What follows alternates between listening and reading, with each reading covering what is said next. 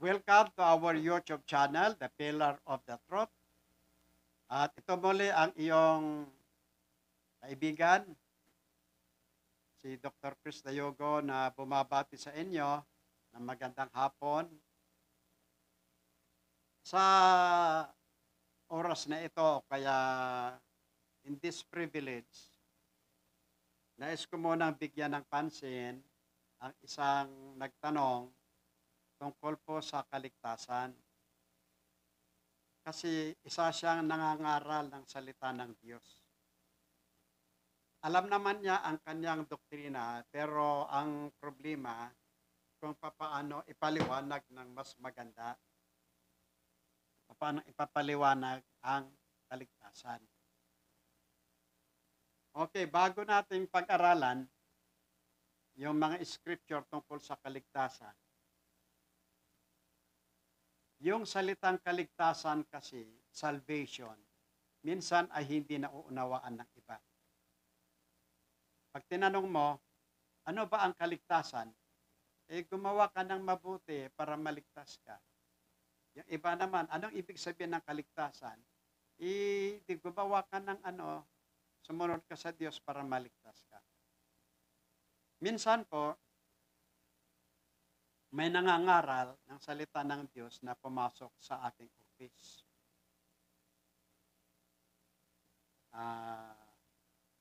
Tinanong niya ako kung anong pangalan ng totoong Diyos. Pero sabi ko, mababang usapan yan. Ang importanteng pag-usapan natin, kaligtasan. Ngayon, tinanong ko sila, ikaw ba ay nangangaral ng salita ng Diyos? Opo. Sigurado ka ba na ikaw ay maliligtas? Ay natural, wala pang nakakaalam. Kaya sabi ko, paano mo akong makumbinsi na sasama sa iyo na ikaw ay hindi ka pa nakasigurado kung maliligtas ka o hindi? Hindi kasi kung bakit na hindi pa tayo ligtas at wala pang kaligtasan. Kasi ang kaligtasan at saka na lang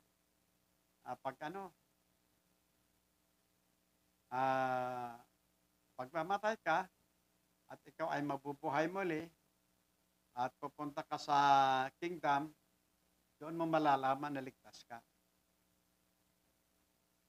Sabi ko, saan mo napag-aralan yan? Saan sa Biblia yan? Ang ligtas kasi, ang ibig sabihin, yung hindi ka na mamamatay, hindi ka na magkakasakit, yun ang kaligtasan. Ang kaligtasan ay very broad na usapin ito. Yung salvation from accident, kaligtasan din yan. Yung kaligtasan mo sa hatol, kaligtasan din yan. Pero sa biblical aspect, ano ba ang kaligtasan? Tingnan nga muna natin sa Romans chapter 5 in verse 1.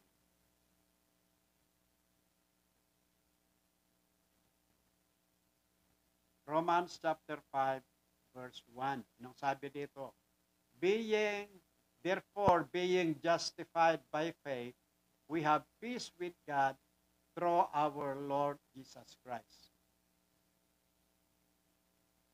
Unang-una na ibig sabihin ng kaligtasan, yung justification. Ang justification, meron kasing dalawang ibig sabihin yung justification, yung justified. Yung negative justification. Ang negative justification, yung ikinakatwiran mo, yung mali. Pero yung right justification or positive justification, ibig sabihin, halimbawa, ikaw ay isang driver, nakabunggo ka ng isang tao. Ngayon, namatay. Anong ibig sabihin? Pag namatay yun, ibig sabihin, you are guilty before the law. Nang ibig sabihin, may pananagutan ka na. Ayun ang ating batas. Ngayon, dahil wala kang pera, Ang kaibigan mo, tinulungan ka na kumbinsihin na lang yung kaibigan mo na may pera, siya ang nagsakripisyo na ang kanyang kayamanan ibinigay sa iyo para arigluin yung kaso. Meron naman tayong sinasabing amicable settlement. Halimbawa, pag inariglo, natural, nagbigay ka ng tulong doon sa pamilya ng namatay, parang binayaran mo, nagbigay ka ng tulong. Ngayon, ang mga complainant na ito, pupunta kayo sa pulis, pupunta kayo sa korte, at i-declare mo na hindi mo na ididemanda yung driver. Dahil sinabi ngayon ng mga complainant na hindi na nila ididemanda kundi patawarin nila ang driver, ito ay sinilyoan ng judge. Ibig sabihin, kapag naariglo na yung kaso, yung driver justified na. Ibig sabihin, hindi na siya guilty kasi bayad na ang kanyang kasalanan. Yun ang ibig sabihin ng ligtas. Justified na, ligtas na. Imbes na siya ay ididemanda, imbes na siya ay ikukulong, paghirapan niya ang nagawa niyang pagkakamali, hindi na kasi bayad na ang kanyang kasalanan. Yun ang ibig sabihin ng ligtas. O kaya yun ang ibig sabihin ng kaligtasan. Ngayon, pagtungkol naman sa kaluluwa ng tao, si Kristo ay namatay sa cross para siya ang magbabayad sa ating kasalanan. Isa kang makasalanan, nagsisi ka sa kasalanan mo, tinanggap mo si Kristo bilang Panginoon at tagapagligtas mo. Dahil diyan, binayaran na ni Kristo yung iyong kasalanan. Dahil bayad na, ano nga ba? Hindi ka nahahatulan dahil bayad na nga. Yun ang ibig sabihin. Tingnan niyo yung statement. Therefore, being justified by faith, we have peace with God through our Lord Jesus Christ. Dahil bayad na yung kasalanan mo, nagkaroon ka ng yung peace of at peace with, pagkaiba yun. Pag sinabi mong peace of mind, kapayapaan, pag sinabi mong peace with God, ang ibig sabihin, tinanggap ka na sa pamilya ng Diyos. Meron ka ng relasyon at kaugnayan sa Diyos dahil sa bayad na yung iyong kasalanan. Kaya ang ibig sabihin ng ligtas, sa oras na ikaw ay nagsisi ng kasalanan mo, sa oras na ikaw ay tumanggap sa Panginoon, yun din yung oras na binayaran ni Kristo yung iyong kasalanan. Tingnan niyo yung statement. Therefore, being justified by faith, we have peace with God through our Lord Jesus Christ. Kaya sa oras na ikaw ay tumanggap sa Panginoon, yun din yung oras na ikaw ay binayaran ni Kristo, at dahil binayaran ni Kristo, ikaw ay pinatawad na ng Diyos. Naging pamilya ka na ng Diyos, may kaugnayan ka sa Diyos. Okay, sinasabi ng iba, at saka mo lang malalaman na ikaw ay ligtas, pagpatay ka na. O, tignan nga natin sa John 3:17 or John 3:18.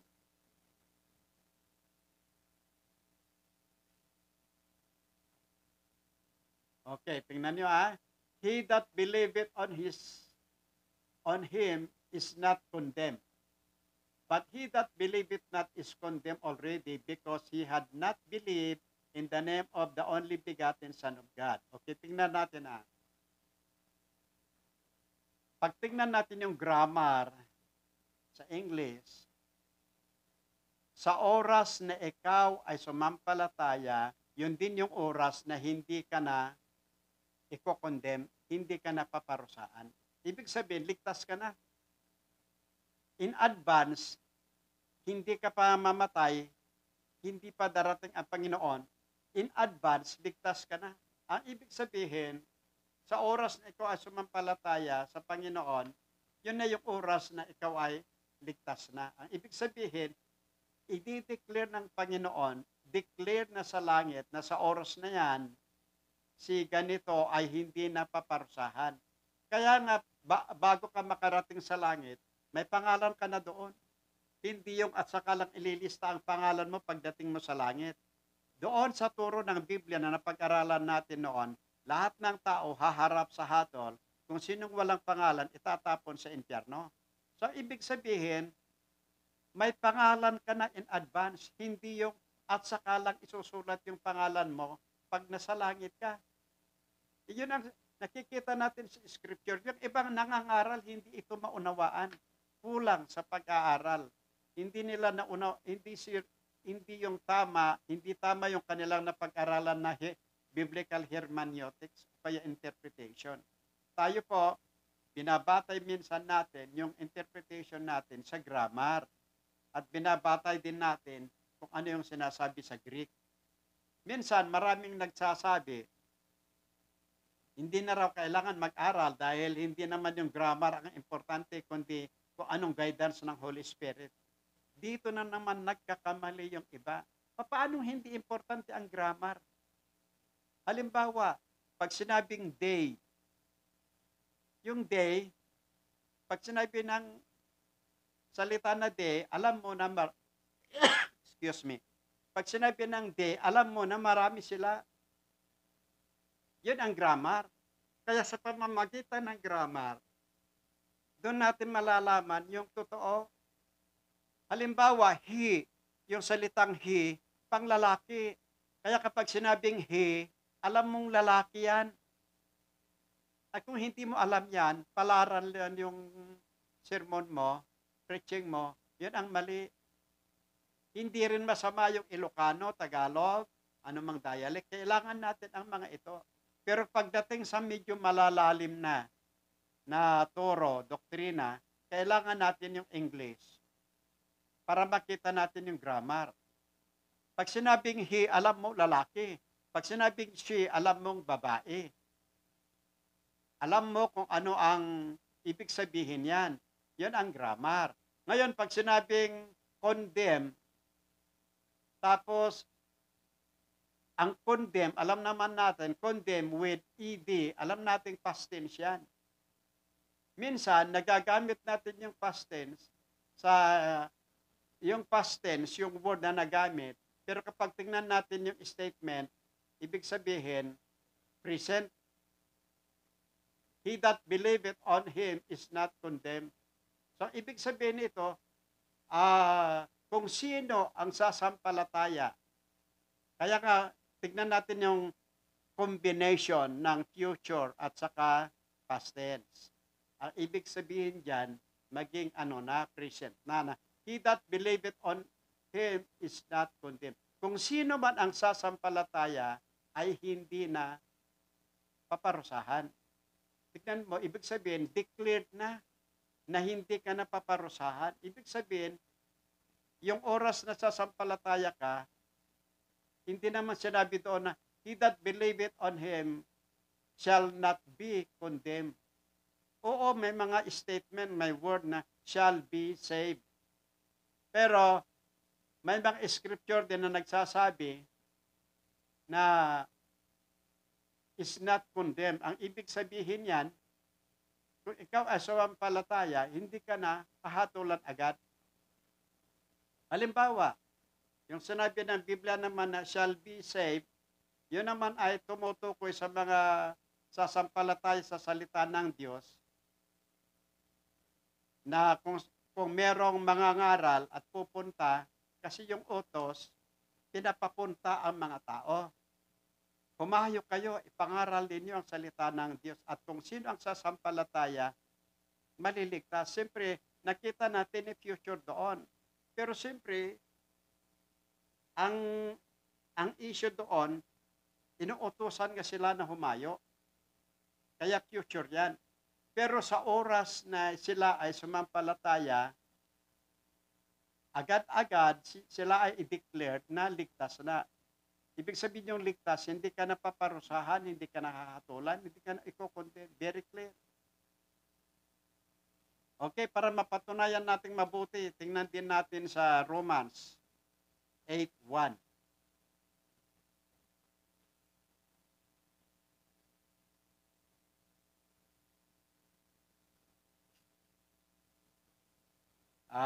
May nagtanong pala, bakit daw ang nangangaral paiba-ibang libro ang pinupuntahan.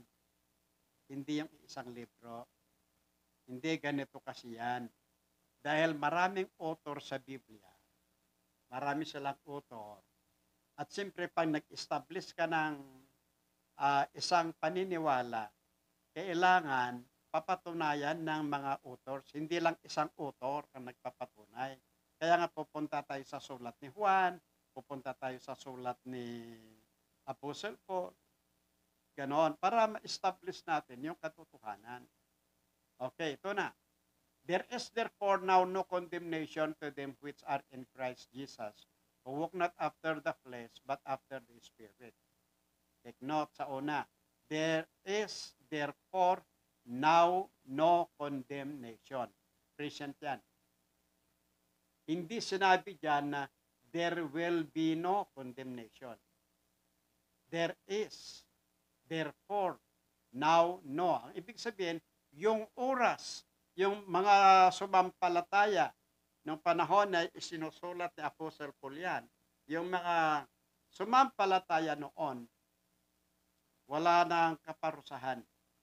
Sa ngayon naman, kung sino yung sumampalataya ngayong araw na ito, nagsisi ka at tinanggap mo si Kristo ang araw na ito, yon din yung araw na ikaw ay dineclare ng Diyos na hindi ka na paparusahan.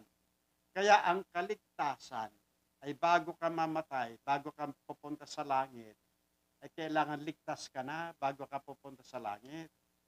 Yung pangalan mo nakasulat na sa langit. Para pagdating mo doon, may pangalan ka. Hindi yung at saka lang isusulat pagdating mo doon. Hindi.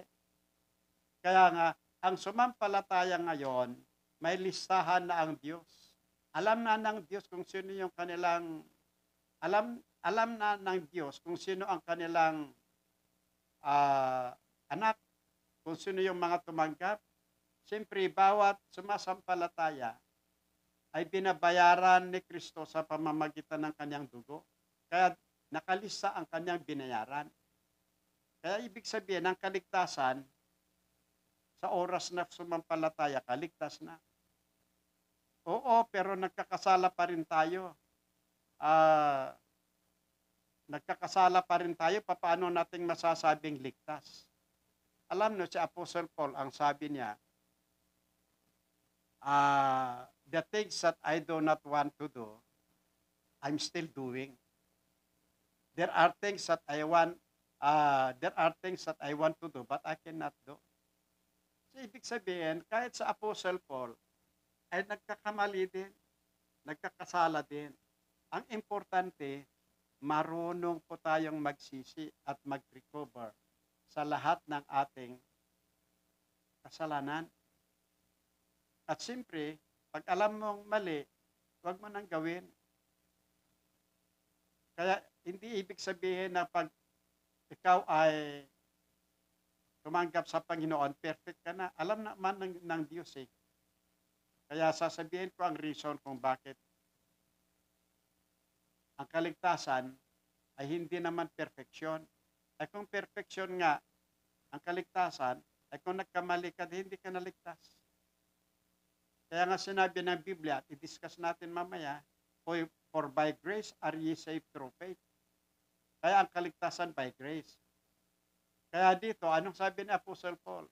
For that which I do, I allow not. For what I would, that do I not. But what I hate, that do I. King James Version ito, pero ito yung, kasi, pinakamaganda talagang version. Pag tinagalog natin, may mga bagay na gusto kong gawin, hindi ko nagagawa. Kung ano yung ayaw ko, kung ano yung mali, yun ang nagagawa ko. Kaya ang nagsasabi na ang kaligtasan, perfection, walang perfect na tao. Ano bang sabi ng Biblia? Ang nagsasabing walang kasalanan, sinungaling yan. Sabi sa Revelation, sabi ni John, I should say, ang nagsasabing walang kasalanan, kasinungalingan yan. Mas maganda, yun nga inayawan ni Kristo, hindi ba? Ang eskriba. Ano bang sabi niya noon? Magpapasalamat ako dahil ako ay matuwid. I am righteous. Pero isang makasalanan, sabi niya, Lord, maawa ka sa akin. Patawarin mo ako ay makasalanan. Ano bang sabi ni Kristo sa kanyang parable? Yung nagsasabing righteous siya na walang kasalanan, hindi pinakinggan ng Diyos. Pero yung nagsasabi na nagkasala siya, yan ang pinakinggan ng Diyos. Tapos itinuloy ni Kristo, ang sabi niya, kung sino ang nagpapakumbaba, siya ang tinataas ng Diyos. So, ang versikulong ito ay nagpapatunay na kahit sa Apostle Paul, nagkakamali din. At kung sino yung nagsasabi na siya ay matuwid, siya ay righteous, sa parable ni Kristo, tignan mo nga dyan, in the one who exalt himself shall be abased. Para makita natin na mas maganda yung tanggapin mo na ang kaligtasan mo biyaya ng Diyos. Huwag mong sasabihin na perfect kasi ako mabait ako. Ayaw ng Diyos yung mayabang. Pero may mga versikulo tayo mamaya. Kaya ang ibig kong sabihin, pag tumanggap ka sa Panginoon, ligtas ka na.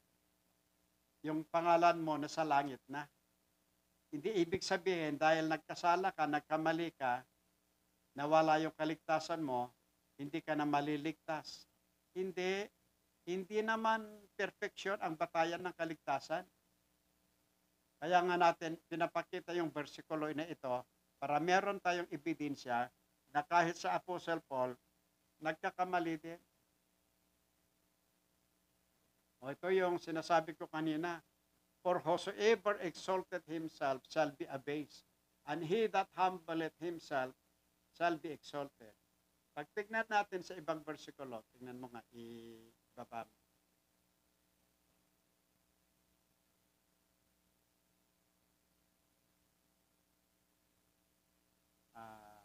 Ano bang versikulo yan? Yung ano kanina? Anong versikulo yan? Kung sino ang nagpapataas ng sarili. O sige, tingnan mo ulit. Taas mo. Pagkitaas mo nga. Okay, so yan na lang yung sa 14 ba? Yan kasi ang dahilan kung bakit sinabi ni Kristo na ayaw ng Diyos ang mayabang. Hindi mo pwedeng masabi na perfect. Kahayaan mo na Diyos ang magsabi. Kasi ang batayan ng kaligtasan, hindi sa perfection, kundi sa biyaya ng Diyos. Okay, tingnan natin yung sinabi ko, Ephesians chapter 2, verse 8, 9, and 10.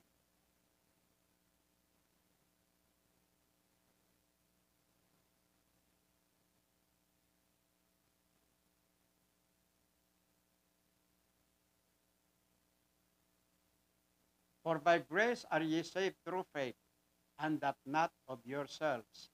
It is the gift of God. Tagalog natin. Sa pamamagitan ng biyaya, kayo po ay naligtas sa pamamagitan ng iyong pananampalataya. Hindi sa inyong mga sarili, kundi ito ay regalo ng Diyos. So, tingnan niyo natin yung emphasis. Verse 9. Hindi po sa mga gawa para hindi kayo maging mayabang. Pag sinasabi natin na yung kaligtasan natin ay galing sa gawa natin, mayabang tayo. Kaya ang batayan ng kaligtasan ay sa biyaya ng Diyos at sa pamamagitan ng iyong pananampalataya. Yun ang ibig sabihin. Ganon pa man, marami kasing nami-misunderstood dito sa versikulong ito. Hindi nila gaanong naunawaan. Kung hindi gawa ang kaligtasan, kung hindi magandang gawa ang kaligtasan, di kahit magnakaw ka, pumatay ka, kahit gagawin mo ang ginagawa ng mundo, ligtas ka pa rin. Mababa naman ang pag-unawa natin masyado kung ganon. ihintayin muna natin. Ang pinag-uusapan muna natin is yung kaligtasan. Ang gusto ng Diyos, paniwalaan natin na sa kanyang biyaya, dahil tayo ay naniwala sa kanyang biyaya, ligtas tayo. At tingnan natin sa verse 9, in-emphasize dito na hindi galing sa gawa natin yung ating kaligtasan para hindi tayo magbakayabang. Ngayon, dahil nabasa natin yung versikulo, imbis na magpasalamat tayo, naiba yung ating isip, naging negative. Ulitin natin verse 8. For by grace are ye saved through faith. Grace at faith. Combination of grace and faith. And that not of yourself. Hindi tayo ang gumawa ng ating kaligtasan. Ito ay regalo ng Diyos. Sa ibang salita, salvation is a gift, not a reward. Verse 9, not of works, hindi galing sa trabaho natin o kaya sa gawa natin para hindi tayo magpakayabang. Ngayon, dahil nabasa ng iba ang versikulong ito, nag-negative ka agad. Kung ganon, kahit na papatay ka ng tao, kahit na ikaw ay gumawa ng masama, ligtas ka pa rin. Wala naman sinabi ng Biblia na ganon eh. Ang sinasabi lang dito, ang kaligtasan biyaya, hindi galing sa atin, hindi dahil sa ating mga gawa. At sinasabi dito na pag sinasabi natin galing sa gawa, kayabangan yon. Pero hindi sinabi, imbis na magpasalamat tayo, mag-isip pa tayo ng masama. Ay kung ganun, pwede kang gumawa ng masama, pwede ka nang bumalik sa gawain ng mundo, pwede ka nang magnakaw, papatay ng tao, mangurap. Hindi naman sinabi ng Biblia yan.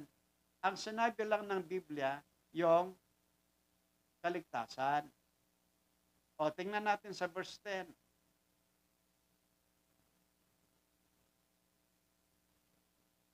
For we are His workmanship. O, tingnan na ninyo. Yung kaligtasan, biyaya, regalo ng Diyos, hindi galing sa atin. Dahil, kaya nga libre yung kaligtasan regalo ng Diyos dahil gusto niya matapos na ikaw ay tumanggap ng libre na kaligtasan, kailangan ikaw ay kamanggagawa ng Diyos. O tingnan natin, workmanship created in Christ Jesus unto good works. Hindi sinasabi na dahil sa ang kaligtasan ay regalo ng Diyos, hindi sa ating gawain, ay hanggang doon lang hindi. O kaya gagawa tayo ng masama, ligtas ka pa rin. Hindi yan ang tinuturo. Magpasalamat tayo nga at regalo ang kaligtasan. Pero kahit regalo, libre yung kaligtasan at sa pamamagitan ng pananampalataya lamang, ang ebidensya nga na ikaw ay totoong sumampalataya, kailangan ikaw ay gagawa na ng kabutihan. So ibig sabihin, iniligtas ka ng Diyos na libre, pero it does not mean na babalik ka sa mundo. It does not mean na gawin mo yung ginagawa ng mga masasamang tao. It does not mean na gawin mo ang ginagawa ng mundo. Hindi. Kaligtasan lang. Kasi hindi mo talagang kayang bayaran at itrabahuan ang kaligtasan, regalo ng Diyos. Pero pagkatapos yan, ikaw ay gagawin ng Diyos na kamanggagawa ng kabutihan. Excuse me. Okay, another is 2 Corinthians 5:17.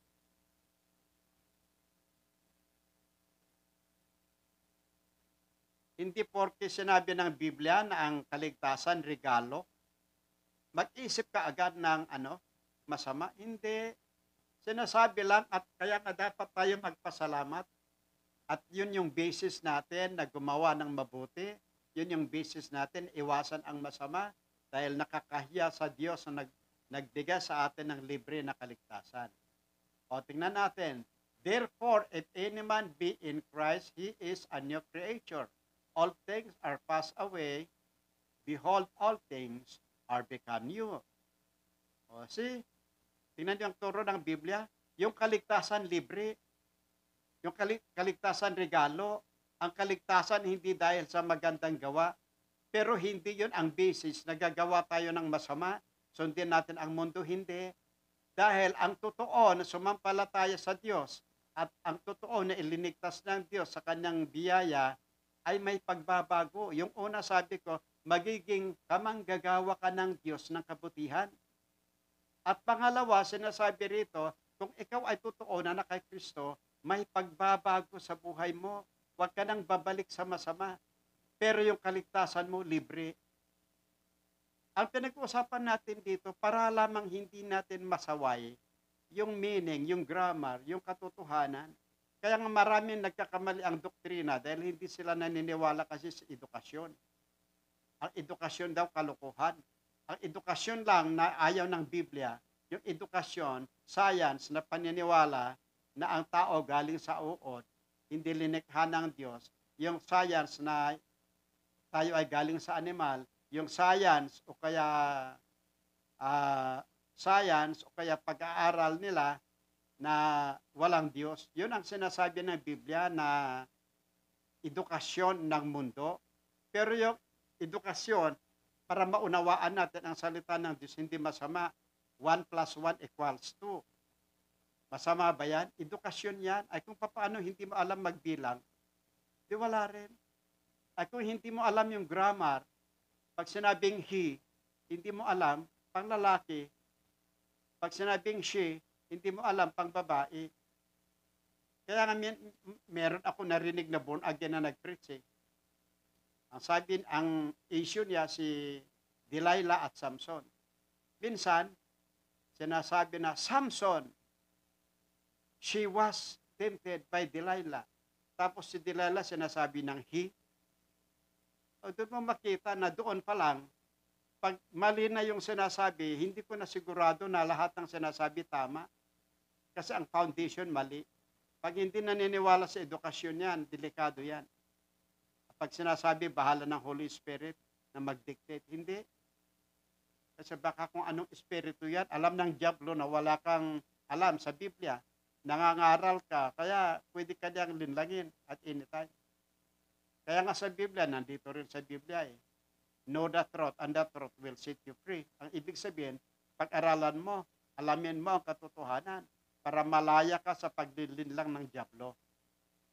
Kaya dito, hindi namin sinasabi dahil ang kaligtasan libre, ang kaligtasan regalo ay hindi sa perfection, kundi hindi sa gawain. It does not mean na yun ang batayan natin na gagawa ng masama. Hindi. Sundin natin ang turo ng Biblia. Paniwalaan natin na yung kaligtasan regalo ng Diyos. Paniwalaan natin ang kaligtasan sa kabaitan ng Diyos. Ngunit, pagkatapos na matanggap mo yung libre na kaligtasan, huwag ka nang gagawa ng masama. Hayaan mo na babaguhin ka ng Panginoon. Huwag ka nang babalik sa masama, huwag mong gawin ang ginagawa ng masasamang tao, kaya gawain ng mundo. Dahil ikaw ay ligtas na, bagamat libre. Kaya dapat tayo magpasalamat sa Diyos, maglingkod tayo dahil yung kaligtasan natin libre. Ngayon, pag sinabi na ang kaligtasan ay regalo ng Diyos, ibig sabihin, hindi ito mawawala. Permanente ito. Pero before this, itong versikulo kasi ni ito na nang kukonfuse sa mga tao, James 2:26. I-discuss nga natin yan kasi yun yung nagko-confuse sa tao. For us, the body without the spirit is dead. So faith without works is dead also. Tama naman yan, wala namang problema dyan eh. Ang pinag-uusapan dyan, ang versikulong ito, hindi niya sinasabi, hindi niya kinukontra na ang kaligtasan libre. Hindi niya kinukontra ng kaligtasan regalo ng Diyos. Dahil ang totoong ligtas, ang totoong tumanggap sa Panginoon, ang totoong ligtas sa regalo ng Diyos, magkakaroon gagawa at gagawa ng kabutihan yan. So, ang ibig sabihin, kahit sinabi mo na tumanggap ka pero wala kang pagbabago, ibig sabihin, hindi totoo yung pagtanggap mo. Pakitang tao lang yung ginawa mo, hindi ka sincere nung tumanggap ka. Yun ang ibig sabihin nito ng versikulong ito. Hindi sinasabi nito na ang good works, ang kaligtasan. Ang tinutukoy dito, yung nature of faith. For us, the body without the spirit is dead. So faith without works is dead. Bakit? May sinabi ba dito na kung wala kang magandang gawa, hindi ka ligtas? Hindi po. Ang meaning nito, yung totoong tumanggap sa Panginoon, kamanggagawa ng Diyos yan. Ang totoong tumanggap sa Panginoon, binabago ng Diyos. Ang dinidiscuss dito, yung tungkol sa quality ng pananampalataya. Kasi hindi lahat ng nagsasabing may pananampalataya, hindi lahat ng nagsasabing tumanggap sa Panginoon, hindi lahat ng nagsasabing ligtas ay totoo. Yon ang ibig sabihin ni James. Yung kabutihan, yung is good works. Yun yung ebidensya na ikaw nga ay anak ng Diyos. So minsan kasi, kaya nga mali yung pag-intindi natin sa versikulo na ito. Kaya mali itinuturo natin. Hindi natin pwedeng kontrahin yung Ephesians 2:8 and 9. At itong James 2:26 ay hindi rin kinontra yung kaligtasan by grace. Ang kinukontra lang dito, yung mga tao na nagsasabi na merong pananampalataya pero walang pagbabago. Kaya nga kung ikaw ay iniligtas ng Diyos sa pamamagitan ng biyaya, ikaw ay maging kamanggagawa ng Diyos.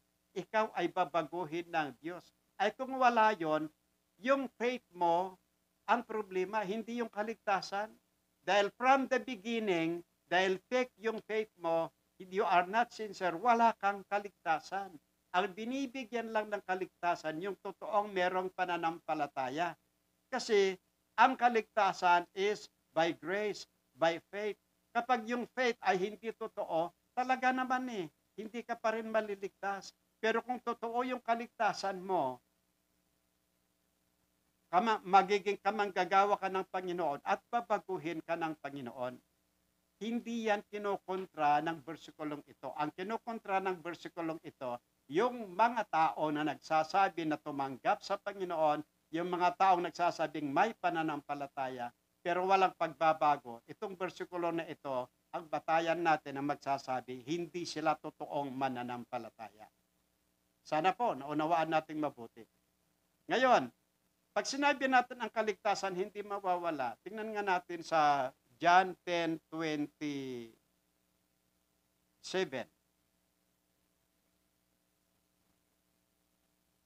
Ang tawag natin dito, ito ang privilege ng isang mananampalataya. Ano yung privilege ng totoong mananampalataya? Unang-una, ikaw ay binigyan ng Diyos ng kaligtasan na libre. Yan ang unang regalo, benefit. Yun yung mga regalo ng Diyos sa tao na sumampalataya. Libreng kaligtasan at yung buhay na walang hanggan. Ito yung anong tawag natin dito? Ito yung binibigay ng Diyos sa mga mananampalataya.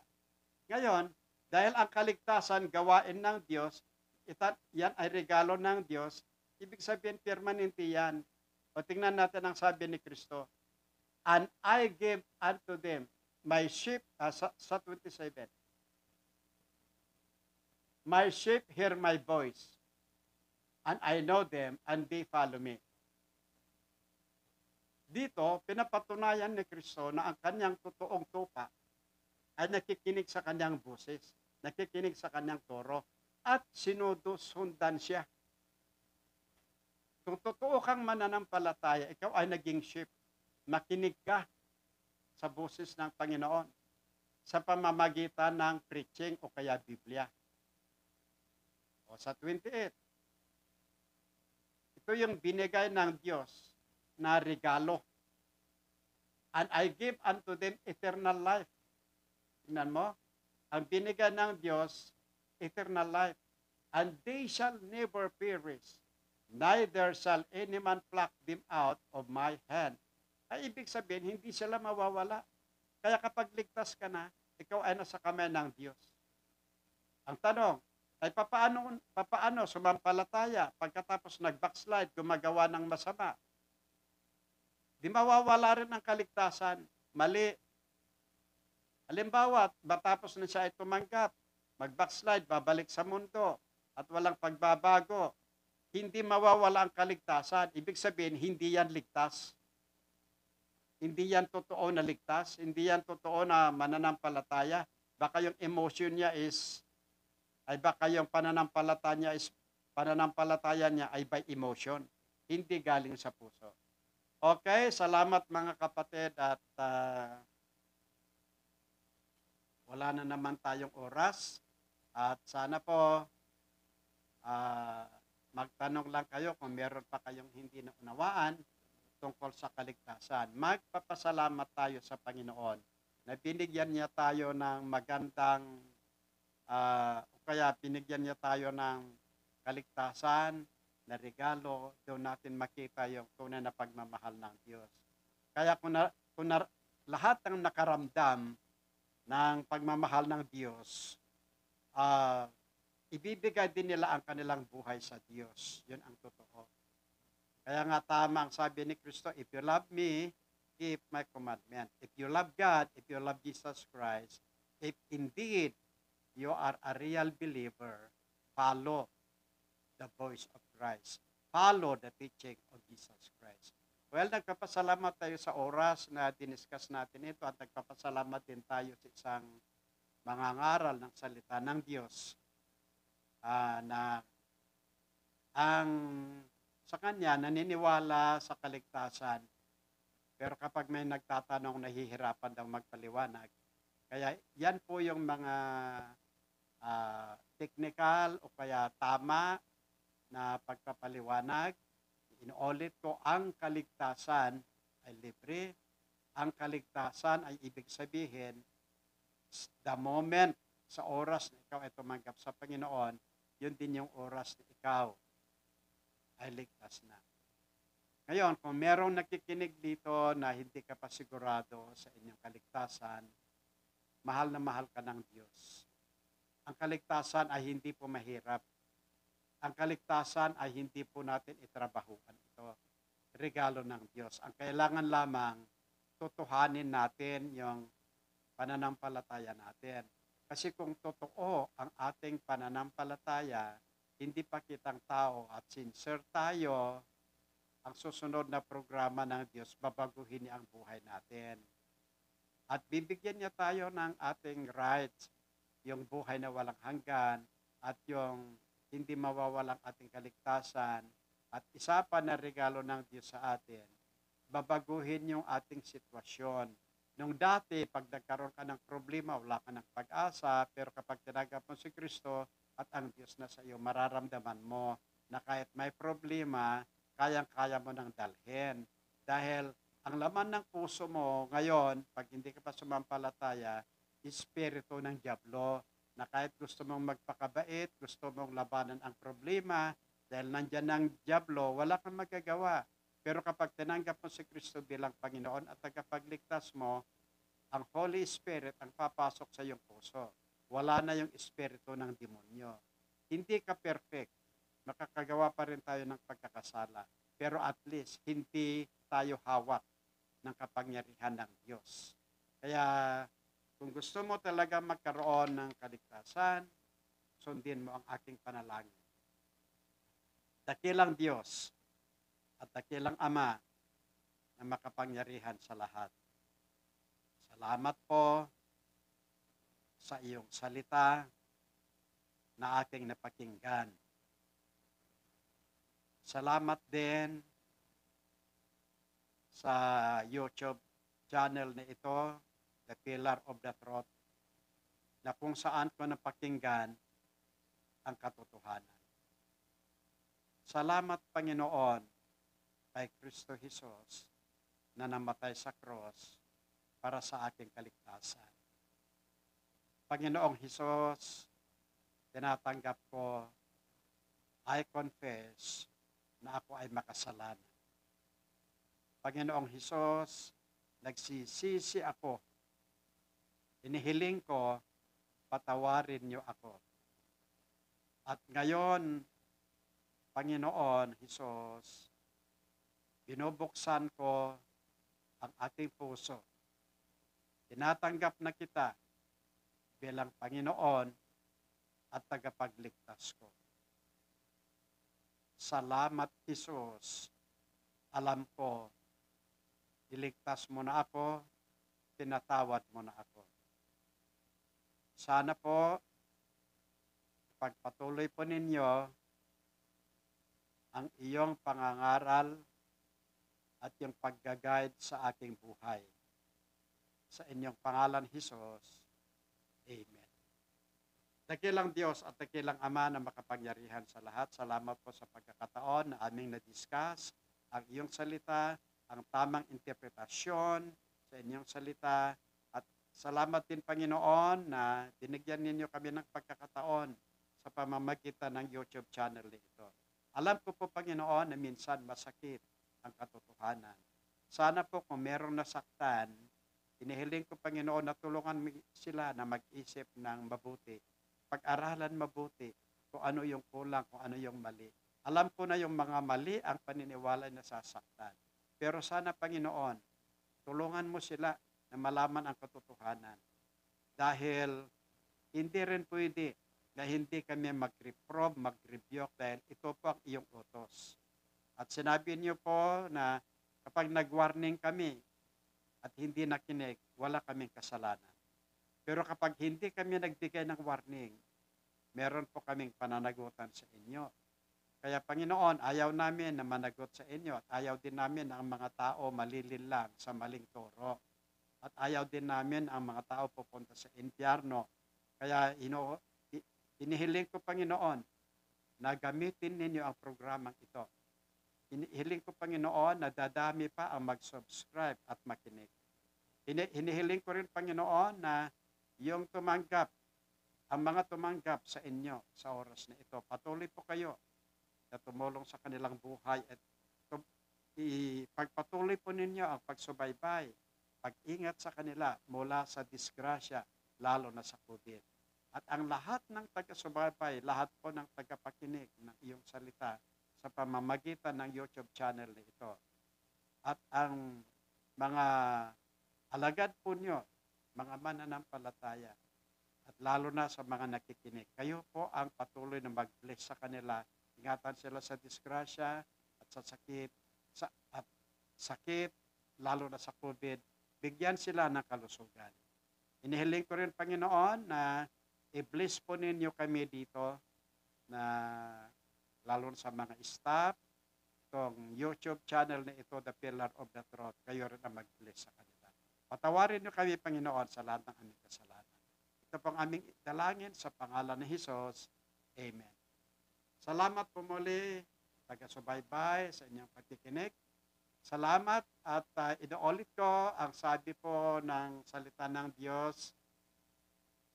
People are destroyed for lack of knowledge. If you are believing right, you are doing right. Salamat po muli. At patuloy po kayo na makinig. At hinihiling ko rin na mag-invite po kayo ng iba, mag-subscribe sa ating YouTube channel, The Pillar of the Truth. At kagaya yung sabi ko noon, ang dami pong YouTube channel ngayon entitled The Pillar of the Truth. Pero mas maganda po na hilingin ninyo yung link o kaya hanapin ninyo yung The Pillar of the Truth by Dr. Chris Tayo. Salamat muli. God bless.